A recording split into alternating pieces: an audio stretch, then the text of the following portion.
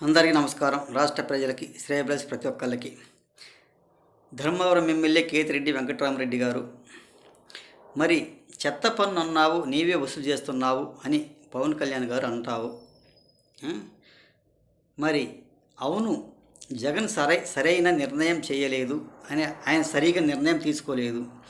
అయితే ఎక్కడ గవర్నమెంట్ ద్వారా చెత్తను సంపదను సృష్టించే పరిశ్రమలను కూడా ఏర్పాటు చేసి ఆ తర్వాత ఆ చెత్త ద్వారానే వచ్చిన లాభాలను తిరిగి అదే పరిశ్రమలకు, అదే ప్రజలకు వినియోగించుకోవచ్చు కదా.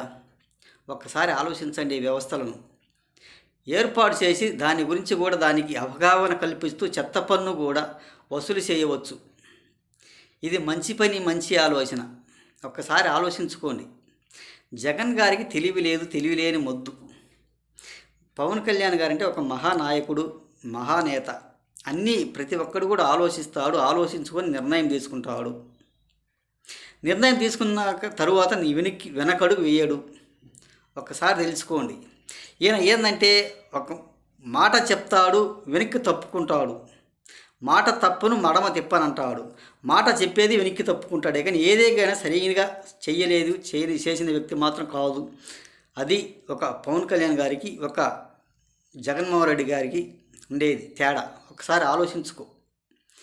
మరి చెత్త పన్ను వసూలు చేస్తున్నారు అంటే అప్పుడు మీరు చెత్త పన్ను వసూలు చేసుకున్నారు కరెక్టే. మరి ఈ చెత్త పన్ను ద్వారా ఎలా చేయాలి, ఏం చేయాలి అన్న అవగాహన ఏమైనా ఉందా? ఏమీ కానీ లేదు. ఏదైనా సంపాదించుకోవటం, తీసుకోవటం, పంచుకోవడం తప్ప ఒక రాష్ట్ర పరిపాలన ఈ చెత్త గురించి ఏం చేయాలి, ఎలా చేయాలి అనేది ఆలోచించలేదు. చెత్త పన్ను మాత్రం విపరీతంగా వసూలు చేశాడు రాష్ట్ర ప్రజల కాడ. ఒక్కసారి ఆలోచించుకోండి రాష్ట్ర ప్రజల గురించి అని తెలియజేస్తూ, రాష్ట్ర ప్రజలకి, శ్రేయభిలాషి ప్రతి ఒక్కళ్ళకి హృదయపూర్వక ధన్యవాదాలు.